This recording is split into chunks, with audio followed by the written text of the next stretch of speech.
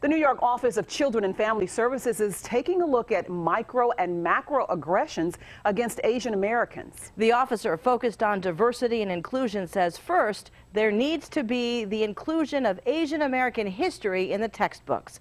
Rachel Teedy spoke to Angelica Kang about what can be done to change that.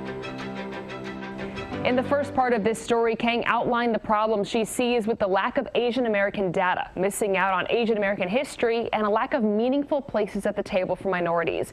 So what can be done about that?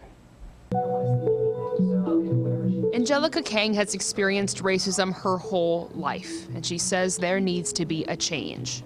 Up until recently, the role of speaking up about diversity, the role of being subversive and kind of changing culture and speaking up about discrimination and oppression fell on people of color experiencing it in the workplace.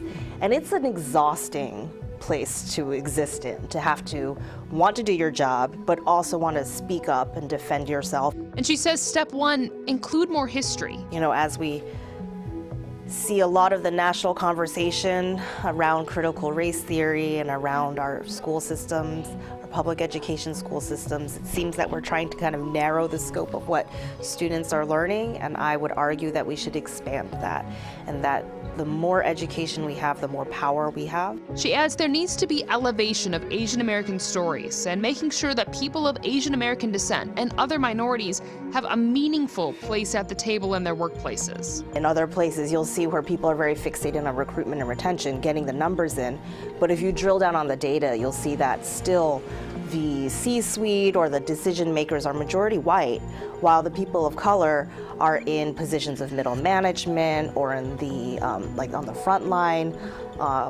at the bottom of the hierarchy of power. Finally, she says knowing it's bigger than individual people. I think a lot of folks who have not experienced this type of discrimination or exclusion will do is an attempt to defend themselves.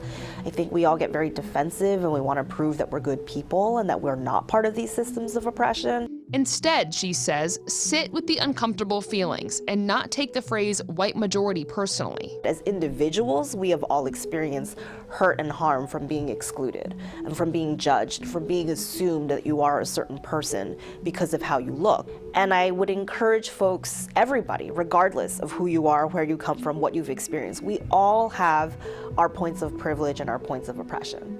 And acknowledging that, understanding that, and knowing that actually puts us all in the same playing field. Kang says her office is following a lot of federal guidance right now and having several conversations internally about how to make her office better. She said she looks forward to helping other local agencies.